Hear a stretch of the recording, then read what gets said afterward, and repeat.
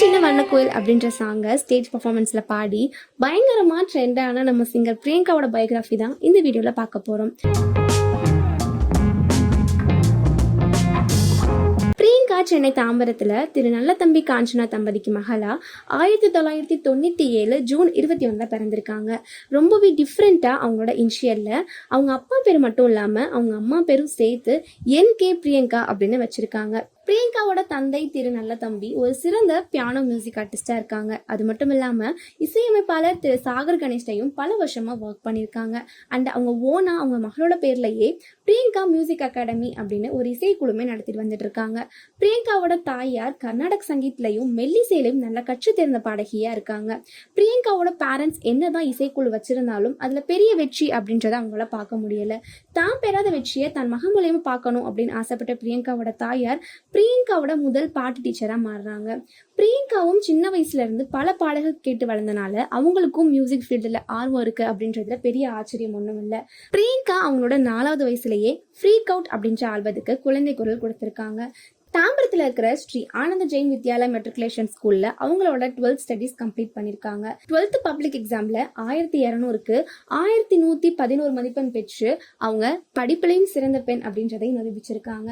Priyanka 2nd standard படிக்கும் போதுல இருந்தே திரு பாஷ்யம் அப்படின்றவங்ககிட்ட 8 இயர்ஸா கர்நாடக் மியூசிக் கற்று வந்துட்டு இருக்காங்க. அது மட்டும் இல்லாம அவங்க அப்பாட்ட இருந்து பியானோ கிட்டாரும் கத்திருக்காங்க. திரு அகஸ்டின் பால்ட்ட இருந்து வெஸ்டர்ன் மியூசிக்கும் கத்திருக்காங்க. பிரியங்கா 8th ஸ்டாண்டர்ட் படிக்கும் போது சூப்பர் சிங்கர் ஜூனியர் சீசன் 2ல பார்ட்டிசிபேட் பண்ணியிருக்காங்க. அண்ட் அதில் அவங்க ஃபைனல்ஸ் கூட போகாமல் அவங்களோட தோல்வியை சந்திச்சிருக்காங்க. ஸ்கூல் ஹாலிடேஸில் மட்டும் விஜய் டிவி ஷோஸ்லலாம் பாடிட்டு வந்துட்டு இருந்திருக்காங்க. 11th ஸ்டாண்டர்ட் படிக்கிறப்போ சூப்பர் சிங்கர் T20ல ரொம்பவே ஃபேமஸ் ஆகாத சின்ன சின்ன வண்ணக்குயில் அப்படின்ற சாங்கை பாடியிருக்காங்க.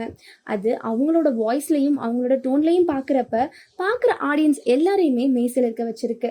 அண்ட் அது அப்போ அவ்வளோ ரீச்சும் ஆகலை. அடுத்து அவங்க 12th ஸ்டாண்டர்ட்ல 1111 மதிப்பெண் பெற்றனால அவங்களுக்கு MBBS டாக்டர் சீட்டும் கிடைக்கிது. ஆனால் டாக்டர் படிக்க போயிட்டா நம்மளோட மியூசிக் கெரியர் இதோட ஸ்டாப் ஆயிடும் அப்படின்னு யோசிச்ச பிரியங்கா பல் மருத்துவம் படிக்கலாம் அப்படின்னு முடிவெடுத்திருக்காங்க. காஞ்சிபுரம் செட்டிநாடு பல் மருத்துவ கல்லூரியிலையும் சேர்ந்திருக்காங்க. 3rd இயர் படிக்கும் போது அவங்க எதிர்பார்க்காத ரொம்பவே மேஜிக்கான ஒரு விஷயம் அந்த இடத்துல நடக்குது.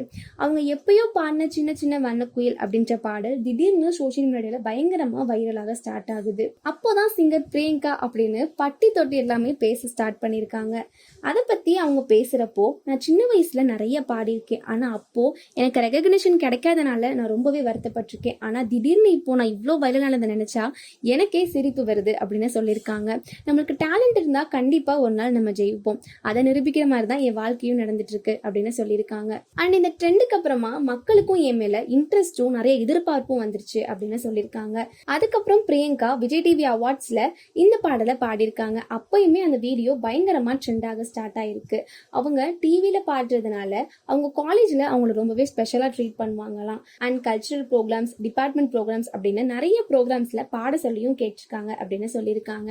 அப்படியே நம்ம விஜய் டிவி சைடு வந்துட்டோம் அப்படின்னா டீத் கேர் டிப்ஸ் சொல்லுங்க அப்படின்னு சொல்லி நிறைய பேர் கேட்பாங்களாம். அண்ட் அந்த இடத்துலயே அவங்க வாயில டார்ச் அடிச்சு பார்த்து ட்ரீட்மெண்ட்லாம் பண்ணியிருக்கேன் அப்படின்னு சொல்லியிருக்காங்க. 2017 விஜய் டிவியில சிறந்த பெண் பாடகி அவார்ட் பிரியங்காக்கு கொடுத்திருக்காங்க. சூப்பர் சிங்கர் ஜூனியர்ஸ்லயும் வின் பண்ணியிருக்காங்க. இதுக்கப்புறம் அவங்களுக்கு பாடல் வாய்ப்புகள் அப்படின்றது பயங்கரமா வந்திருக்கு. அண்ட் மியூசிக் ஃபீல்டில் அவங்க ரொம்பவே ரீச் ஆயிருக்காங்க. அது மட்டும் இல்லாம ஆக்டிங் சைட்லயுமே அவங்களுக்கு நிறைய சான்ஸ் கிடைச்சிருக்கு.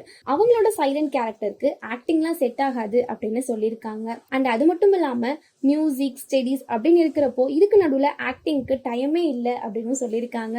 விஜய் சேதுபதி கொடுத்த பட வாய்ப்பையும் வேணாம் அப்படின்னு மறுத்திருக்காங்க. அண்ட் அது மட்டும் இல்லாம பார்த்திபன், லாரன்ஸ் அப்படின்னு நிறைய டேரக்டர்ஸ் நேர்ல கூட மீட் பண்ணி அவங்கள்ட்ட சான்ஸ் கேட்டிருக்காங்க. ஆனா டைம் இல்லாதனால அவங்க வேணான்னு சொல்லியிருக்காங்க. அதையும் டேரக்டர்ஸ்லாம் அன்பா ஏத்துக்கிட்டாங்க அப்படின்னு சொல்லியிருக்காங்க.